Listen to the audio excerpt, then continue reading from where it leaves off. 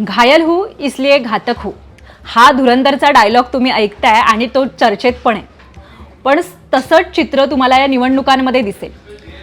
मतदारांनी चक्क घराणेशाहीला नाकारले. कोल्हापूरच्या शिरोळमध्ये आमदार अशोकराव माने यांच्या घरातील 3 उमेदवार या निवडणुकीत उभे होते आणि या तिघांनाही चक्क तोंडावर उमेदवारांनी पाडले आणि घराणेशाही चालणार नाही असं दाखवून दिले.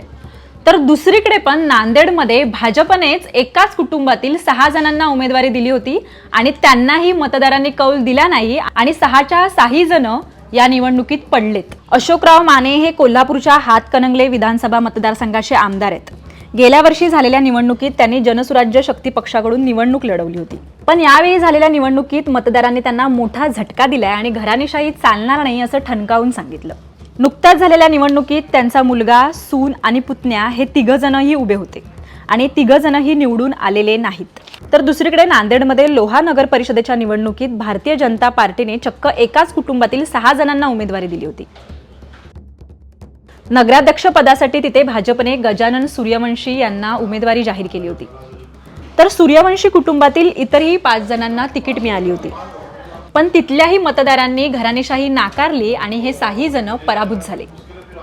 निवडणुका आल्या तर आपण सामान्यपणे असं म्हणतो की हा तर इथे निवडून येणारच आहे आणि याच्या जवळची व्यक्तीही इथे निवडून येणार आहे, कारण की याचं इथे चालतं. पण नांदेड आणि कोल्हापूर ही अशी 2 उदाहरणं आहेत की लोकांनी दाखवून दिले की आम्हाला जर उमेदवार नको असेल आणि तुम्ही जर जबरदस्ती आमच्या डोक्यावर तो आपटत असाल तर तो आम्ही नाकारणारच.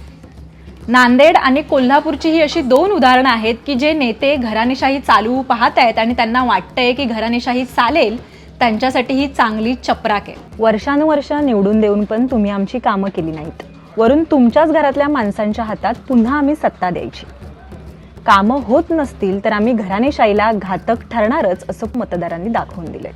त्याच्यामुळे थोडक्यातच याच्याबद्दल म्हणायचं झालं तर आपण असं म्हणू शकतो की नाद करायचा नाही, कारण की मतदार राजा अजून जागा आहे.